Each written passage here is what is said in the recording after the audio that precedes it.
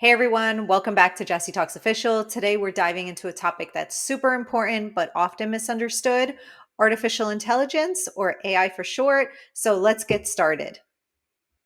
So, what exactly is AI? In simple terms, AI is a branch of computer science that aims to create machines that could perform tasks that would normally require human intelligence. Think of it like teaching computers to think and learn.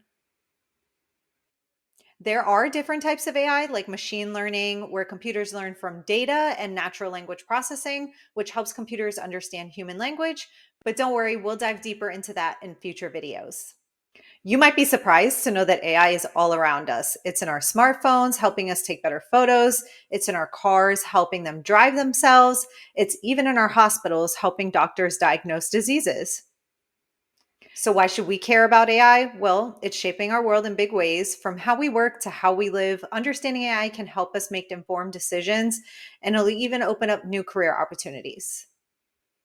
In upcoming videos, we'll explore more about how AI works, its pros, its cons, and how it's changing various industries. So, stay tuned.